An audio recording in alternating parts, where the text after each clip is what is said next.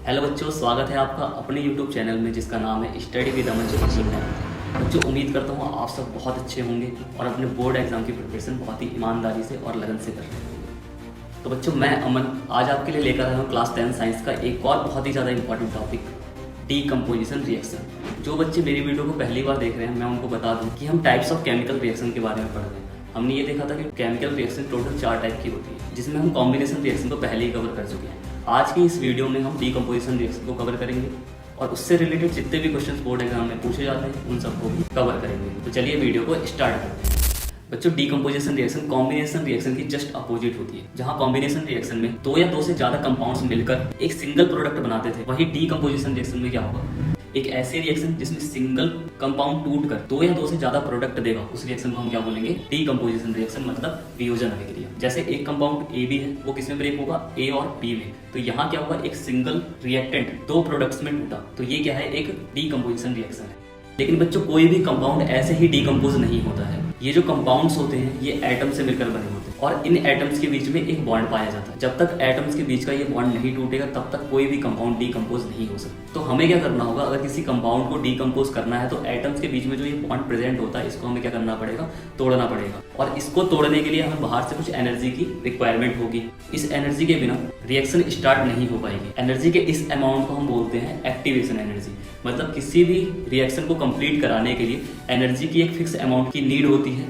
इस एनर्जी को ही हम क्या कहते हैं, एक्टिवेशन एनर्जी। तो बच्चों, यहाँ से एक बात तो क्लियर होती है कि किसी भी कंपाउंड को ब्रेक करने के लिए हमें एक्टिवेशन एनर्जी की नीड होगी। और ये एक्टिवेशन एनर्जी कंपाउंड को 3 फॉर्म में दी जा सकती है। हम क्या कर सकते हैं, कंपाउंड को ब्रेक करने के लिए हीट एनर्जी की फॉर्म में उसको एक्टिवेशन एनर्जी प्रोवाइड कर सकते हैं, इलेक्ट्रिक एनर्जी की फॉर्म में भी कर सकते हैं और फोटो एनर्जी की फॉर्म में भी कर सकते हैं, मतलब लाइट एनर्जी की फॉर्म में भी उसको एनर्जी प्रोवाइड कर सकते हैं। इसी बेस पर डीकम्पोजिशन रिएक्शन को 3 पार्ट्स में डिवाइड किया गया। Number 1 thermal decomposition reaction, number 2 electrolytic या electrolysis decomposition reaction and the last one photolysis decomposition reaction. तो बच्चों, चलो एक एक करके इन सभी को डिस्कस करें। तो बच्चों, पहला पॉइंट है थर्मल डीकम्पोजिशन रिएक्शन, मतलब ऊष्मीय वियोजन अभिक्रिया। बच्चों, टॉपिक स्टार्ट करने से पहले मैं आपको एक बात पहले ही क्लियर कर देता हूँ कि हमारे जितने भी कंपाउंड्स होते हैं उन सबका नेचर अलग अलग होता है। मतलब हर कंपाउंड को हम सेम सोर्स ऑफ एनर्जी से डीकम्पोज नहीं कर सकते हैं। मतलब कई कंपाउंड ऐसे होंगे जो हीट एनर्जी से डीकम्पोज हो जाएंगे, कई कंपाउंड ऐसे होते हैं जो इलेक्ट्रिक एनर्जी से डीकम्पोज होते हैं और कई कंपाउंड ऐसे होते हैं जो फोटो एनर्जी से भी डीकम्पोज हो जाते हैं। तो थर्मल डीकम्पोजिशन रिएक्शन क्या है बच्चों, देखो, अगर किसी कंपाउंड को ब्रेक करने के लिए जो एक्टिवेशन एनर्जी है वो हीट एनर्जी की फॉर्म में प्रोवाइड की जा रही है,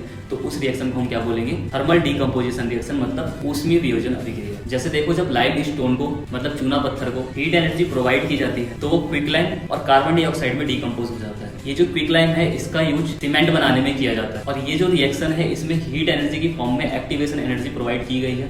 इसका मतलब ये कौन सी रिएक्शन होगी, थर्मल डीकम्पोजिशन रिएक्शन होगी। थर्मल डीकम्पोजिशन रिएक्शन के ऊपर ही हमारी एनसीईआरटी में एक्टिविटी 1.5 और एक्टिविटी 1.6 दी हुई है। तो चलिए बारी बारी से उसको समझते हैं। बच्चों देखो, एक्टिविटी 1.5 में फेरस सल्फेट को गर्म किया गया है। फेरस सल्फेट जो कि ग्रीन कलर का होता है, जब इसको हीट प्रोवाइड की जाती है तो ये फेरिक ऑक्साइड में कन्वर्ट हो जाता है जिसका कलर ब्राउन होता है और साथ ही इस रिएक्शन में SO2 और SO3 गैस भी रिलीज होती है। अगर हम जलती हुई माचिस को टेस्ट ट्यूब के पास ले जाते हैं तो सल्फर के जलने की स्मेल आती है। ये दोनों गैसेस, सल्फर डाइऑक्साइड और सल्फर ट्राइऑक्साइड, दोनों ही एयर पॉल्यूशन के लिए जिम्मेदार होती है। इनका नेचर एसिडिक होता है और हमारी गाड़ियों से निकलने वाला जो धुआं होता है उसमें भी ये गैसेस पाई जाती हैं, जिस वजह से एयर पॉल्यूशन होता है। और यही दोनों गैसेस एसिड रेन, मतलब अम्लीय वर्षा के लिए भी जिम्मेदार होती हैं। और यहाँ पे एक चीज़ और ध्यान दीजिए कि इस रिएक्शन को कराने के लिए हमें बाहर से हीट देनी पड़ी थी, मतलब बाहर से ऊष्मा देनी पड़ी थी। और जिस रिएक्शन को कंप्लीट कराने के लिए हमें बाहर से हीट प्रोवाइड करनी पड़ती है उस रिएक्शन को हम एंडोथर्मिक रिएक्शन कहते हैं। मतलब ये जो रिएक्शन है ये कैसी रिएक्शन है, एंडोथर्मिक रिएक्शन है। सिर्फ यही नहीं, जितनी भी थर्मल डीकम्पोजिशन रिएक्शन होंगी वो सभी की सभी एंडोथर्मिक रिएक्शन होंगी। तो बच्चों, ये थी हमारी एक्टिविटी 1.5। बच्चों देखो, एक्टिविटी 1.6 में लेड नाइट्रेट को डीकम्पोज किया गया है। लेड नाइट्रेट जो व्हाइट कलर का होता है, जब इसको हीट एनर्जी प्रोवाइड की जाती है तो वो लेड ऑक्साइड में कन्वर्ट हो जाता है जिसका कलर येलो होता है। और साथ ही इस रिएक्शन में नाइट्रोजन डाइऑक्साइड, मतलब NO2 गैस और ऑक्सीजन गैस, ये दोनों गैस भी रिलीज होती हैं। ये जो NO2 गैस रिलीज होती है ये टेस्ट ट्यूब से ब्राउन फम्स के रूप में, मतलब ब्राउन धुएं के रूप में, भूरे कलर के धुएं के रूप में बाहर निकलती है और इस गैस की स्मेल बहुत ही ज़्यादा इरिटेटिंग होती है। इसीलिए इस एक्टिविटी को परफॉर्म करते समय हमें अपने फेस को टेस्ट ट्यूब से दूर रखना चाहिए। और ये जो NO2 गैस है इसका नेचर भी एसिडिक होता है और ये ब्लू लिटमस पेपर को रेड में कन्वर्ट कर देती है। तो ये रिएक्शन भी थर्मल डीकम्पोजिशन रिएक्शन का एग्जाम्पल है।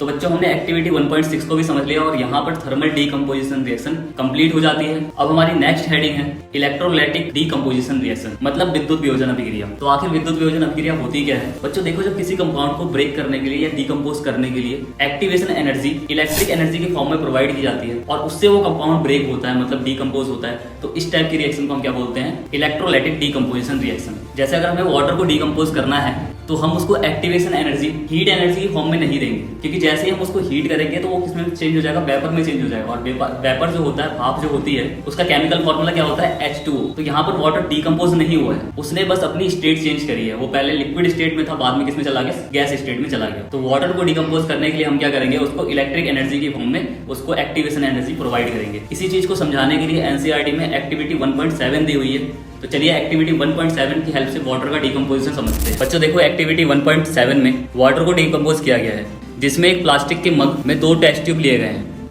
इन दोनों टेस्ट ट्यूब्स में ग्रेफाइट की रॉड डाली गई है। जिन बच्चों को ये नहीं पता ग्रेफाइट किसे कहते हैं, तो बच्चों आपने पेंसिल की नुक देखी होगी। पेंसिल की नुक जिस चीज से बनी है वो क्या है? ग्रेफाइट है। इन दोनों ग्रेफाइट रॉड्स को एक 6 वोल्ट की बैटरी के साथ कनेक्ट किया गया है। बच्चों देखो, बैटरी के 2 टर्मिनल होते हैं, पॉजिटिव और नेगेटिव। जो पॉजिटिव होता है उसे एनोड कहते हैं और जो नेगेटिव होता है उसको हम कैथोड कहते हैं। और यह है स्विच। जैसे ही स्विच को ऑन किया जाता है, वाटर का डीकंपोजिशन स्टार्ट हो जाता है और जो एनोड वाला टेस्ट ट्यूब होता है उसमें ऑक्सीजन रिलीज होने लगती है और जो कैथोड वाला है उसमें हाइड्रोजन गैस। बच्चों यहाँ पर एक चीज ध्यान दो, जिस टेस्ट ट्यूब में ऑक्सीजन गैस रिलीज हो रही है वहाँ वाटर लेवल अप है और जिसमें हाइड्रोजन गैस रिलीज हो रही है उसमें वाटर का लेवल थोड़ा डाउन है। इसका मतलब क्या हुआ कि इस डीकंपोजिशन रिएक्शन में जो हाइड्रोजन गैस रिलीज हो रही है वो ऑक्सीजन से ज्यादा हो रही है, मतलब हाइड्रोजन गैस का वॉल्यूम ऑक्सीजन गैस के वॉल्यूम से ज्यादा है। अगर हम इस रिएक्शन की बैलेंस केमिकल इक्वेशन देखें तो इसमें आपको दिखाई दे रहा होगा कि इसमें हमें हाइड्रोजन गैस के 2 मॉलिक्यूल्स मिलते हैं और ऑक्सीजन का कितना मिलता है?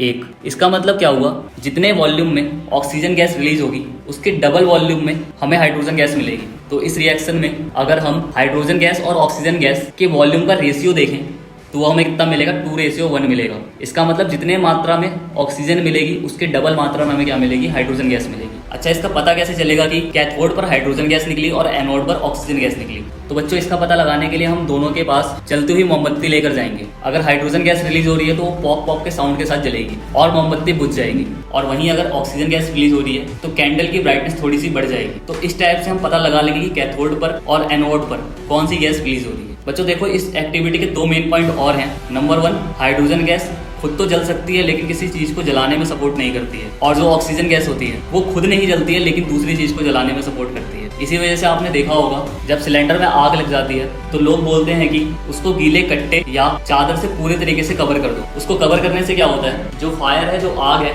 उसका कॉन्टैक्ट ऑक्सीजन से टूट जाता है और जैसे ही कॉन्टैक्ट ऑक्सीजन से टूटता है आग बुझ जाती है। तो बच्चों ये थी एक्टिविटी 1.7 और इसके इंपॉर्टेंट पॉइंट्स। तो बच्चों फोटोलाइटिक डीकंपोजिशन रिएक्शन क्या होती है? कुछ कंपाउंड ऐसे होते हैं जो ना हीट एनर्जी से डीकंपोज होते हैं ना ही इलेक्ट्रिक एनर्जी। उनको डीकंपोज करने के लिए क्या करना पड़ता है? उनके ऊपर फोटो एनर्जी डालनी पड़ती है, मतलब लाइट एनर्जी की जरूरत पड़ती है। तो इस टाइप की जो रिएक्शन होती हैं उन्हीं को हम फोटोलाइसिस डीकंपोजिशन रिएक्शन कहते हैं, मतलब प्रकाश वियोजन अभिक्रिया कहते हैं। बच्चों इसको समझाने के लिए हमारी एनसीईआरटी बुक में एक्टिविटी 1.8 दी हुई है जिसमें सिल्वर क्लोराइड को डीकंपोज किया गया है। बच्चों देखो, सिल्वर क्लोराइड व्हाइट कलर का होता है लेकिन जैसे ही इस पे सनलाइट पड़ती है तो ये सिल्वर और क्लोरीन गैस में डीकंपोज हो जाता है और इसका कलर व्हाइट से ग्रे कलर में चेंज हो जाता है। और ऐसे ही जब AgBr मतलब सिल्वर ब्रोमाइड पर सनलाइट पड़ती है तो वो भी सिल्वर और ब्रोमीन गैस में डीकंपोज हो जाता है। और यही रीजन है कि हम सिल्वर क्लोराइड और सिल्वर ब्रोमाइड दोनों को डार्क कलर की बोतल्स में रखते हैं